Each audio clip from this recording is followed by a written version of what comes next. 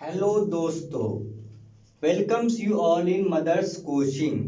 तो आज हम बात करेंगे आपके सामने कोऑर्डिनेट ज्योमेट्री का, जो 10th का बहुत इंपॉर्टेंट टॉपिक है। और इस टॉपिक से हर बार क्वेश्चन आते हैं, लगभग 10 से 12 मार्क्स के क्वेश्चन इस बार आने के चांसेस हैं और आते हैं हर साल। तो आज हम इसको पढ़ेंगे अच्छे से कि कोऑर्डिनेट ज्योमेट्री क्या होता है। आज सारा फंडामेंटल इसका आपका क्लियर हो जाएगा। तो कोऑर्डिनेट ज्योमेट्री हम क्यों पढ़ते हैं, सबसे पहले हमें जानना होगा कि कोऑर्डिनेट ज्योमेट्री को हम क्यों पढ़ते हैं। क्योंकि ये हमारे सिलेबस का पार्ट है, तो इसको कुछ ना कुछ सोच के दिया गया होगा कि क्यों पढ़ेंगे हम इसे और इसका क्या एप्लीकेशन है, real life application. We should know real life application of each and every topic and chapter. तो चलिए चलते हैं। देखिए, इसको हम इसलिए पढ़ते हैं कि ये जितना भी मतलब ये पोजीशनिंग को फाइंड करने में, किसी जगह के पोजीशन को फाइंड करने में हमें हेल्प करता है। जैसे आप गूगल मैप यूज करते हो, ये सारा किस पे बेस्ड है, इस कोऑर्डिनेट एक्सिस पे ही बेस्ड है। हम जो भी पोजीशन अपना देते हैं उसमें वो हमें एक कोऑर्डिनेट के आधार पे हमें बता देता है कि आपको इस डायरेक्शन से यहाँ जाना है, ठीक ना। अब सपोज हम एक चीज समझाने के लिए आपको बता रहे हैं कि सपोज आपको एक ये आपका एक स्क्वायर शेप का प्लेग्राउंड है, इसमें इस पॉइंट पे आपको जाना है या आपको किसी को भेजना है, किसी थर्ड पर्सन को इस पॉइंट पे भेजना है।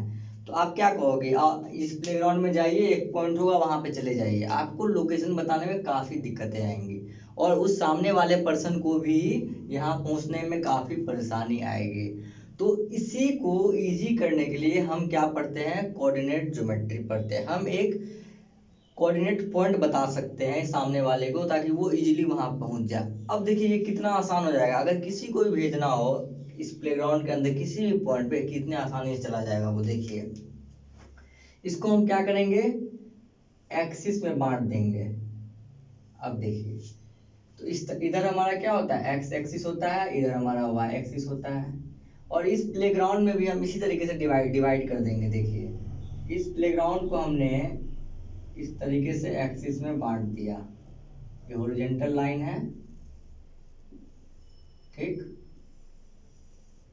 और ये वर्टिकल लाइन है वाई एक्सिस के पैरेलल जो है, ठीक। और इसको नाम दे दिए 1 2 3 4 A B C D E और एफ।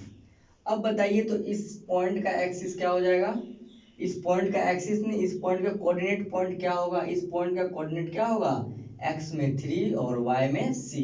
तो ये क्या हो जाएगा 3 और सी। तो जो पर्सन होगा सामने वाला उसको हम बोल देंगे इस प्लेग्राउंड का कुछ एक्सिस बना होगा, वहां आप जाइए और एक्स में 3 चलिए और वाई में सी चलिए।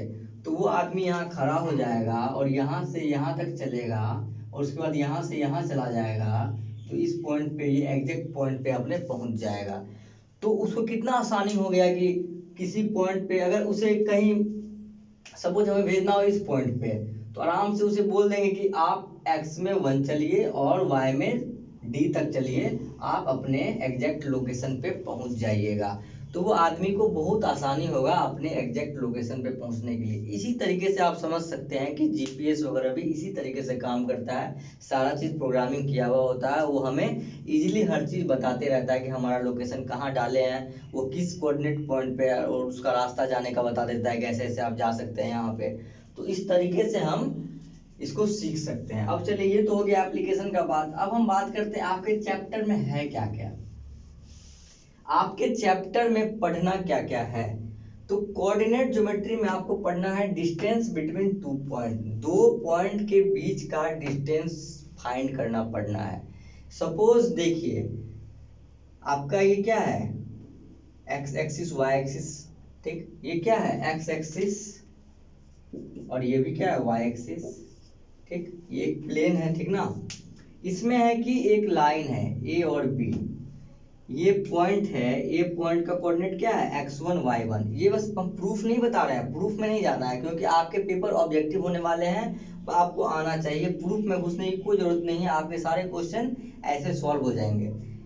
ए का हमारा कोऑर्डिनेट पॉइंट क्या है x1 y1, x में है ये और y में है ये, ठीक। बी का कोऑर्डिनेट पॉइंट क्या है x2 और y2, ठीक।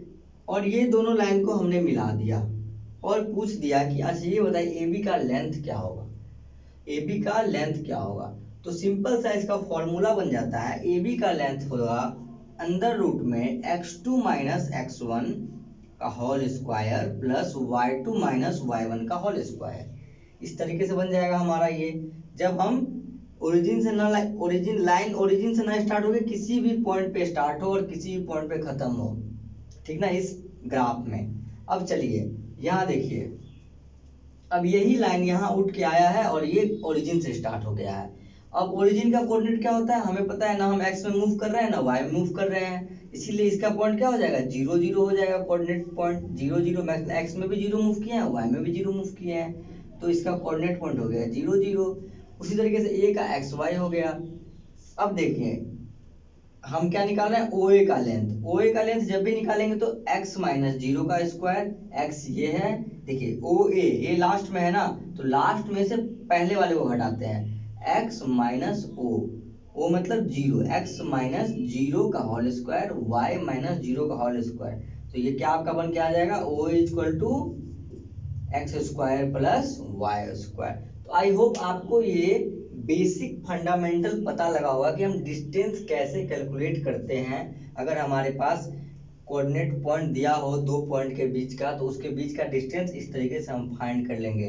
अब जैसे जैसे हम क्वेश्चन कराएंगे आपको, वैसे वैसे आपका सारा कॉन्सेप्ट एकदम क्लियर होते जाएगा कि अच्छा इसको अप्लाई कैसे करना है क्वेश्चन के ऊपर। ठीक है, तो आप इसको नोट कीजिए।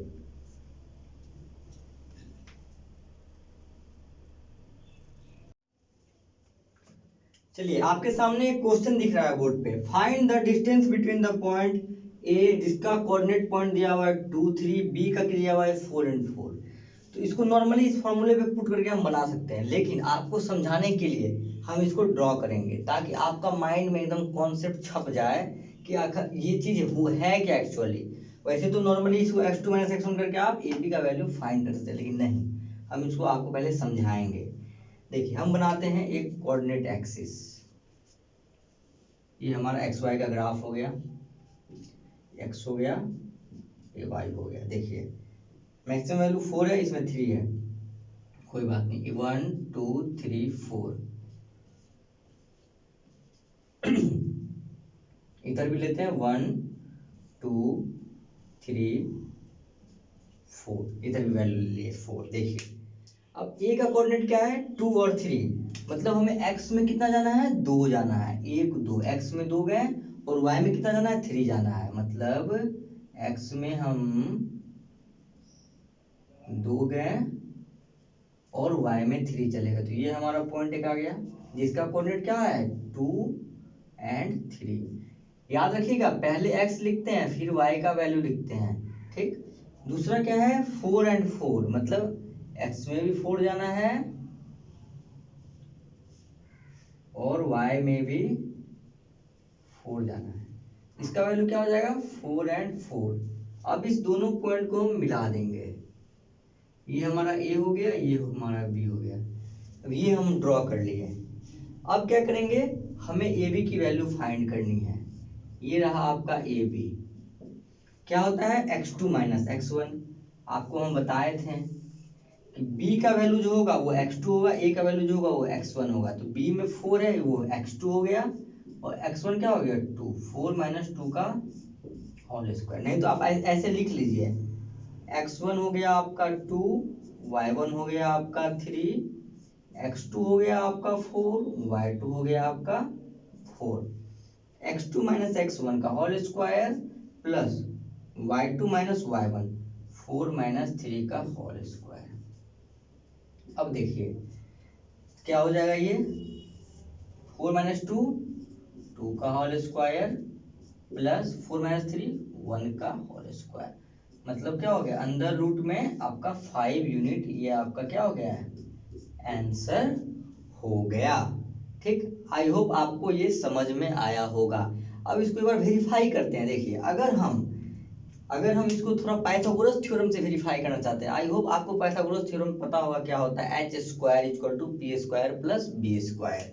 जैसे इसको अगर हम यहाँ से ऐसे एक लाइन ड्रॉ कर दे तो ये एक हमारा क्या आ गया, एक लग रहा है राइट एंगल ट्रायंगल के जैसा, और राइट एंगल का अपोजिट क्या होता है हाइपोटेनस होता है। ठीक ना, ये h होता है और ये p होता है परपेंडिकुलर, ये बेस होता है। तो बेस की लेंथ क्या है 2 यूनिट, परपेंडिकुलर लेंथ क्या है 1 यूनिट। तो हाइपोटेनस बराबर क्या होता है, एच स्क्वायर बराबर पी स्क्वायर प्लस में बी स्क्वायर। तो पी स्क्वायर क्या है 1 का स्क्वायर, बी कितना है हमारा 2 यूनिट, 2 से 4 के बीच में कितना है 2 का गैप है तो 2 यूनिट हो गया, तो 2 का स्क्वायर। तो यहाँ से क्या हो जाएगा 1 प्लस 4 मतलब 5। तो एच स्क्वायर बराबर 5, तो एच इक्वल टू क्या हो गया अंडर रूट में 5। यहाँ से भी क्या निकल गया, ये ए बी की वैल्यू निकल गई जो कि एच के बराबर है। तो यहाँ से भी हम फाइंड कर ले √5, यहाँ से भी हम फाइंड कर ले √5 यूनिट। तो हम यहाँ से पता लगा सकते हैं कि हम ए बी की वैल्यू हमें कैसे फाइंड करनी है। ये मेथड आपको यूज नहीं करना है, ये बस आपको समझाने के पर्पज से मैं बताया हूँ। आपको ये मेथड से सारे क्वेश्चन को सॉल्व करने हैं। ठीक, आई होप आपको एक क्वेश्चन से थोड़ा बहुत कॉन्सेप्ट अच्छे से पता लग गया होगा हम पढ़ने क्या जा रहे हैं। ठीक है, इसको आप अच्छे से नोट कीजिए और फिर हम आगे पढ़ाते हैं।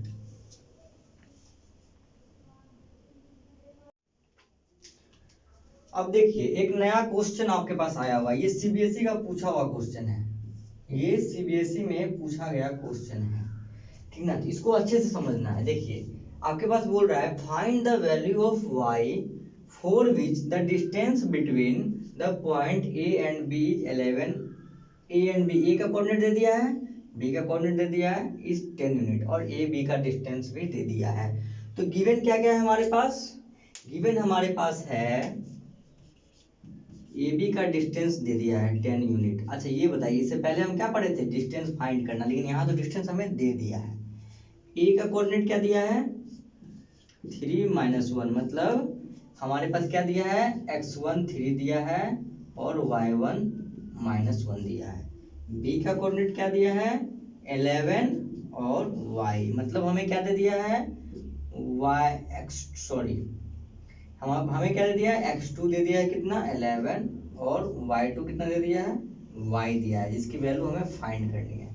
अब आप नॉर्मली जो फॉर्मूला मैंने बताया था, ये ग्राफ बार बार नहीं बनाना है आपको, बस मैं समझाने के लिए एक बताया था। अब आपको फॉर्मूला पुटिंग करके आंसर फाइंड करना है। हमने क्या बताया था ए बी बराबर x2 माइनस x1 का whole square plus y2 minus y1 का होल स्क्वायर।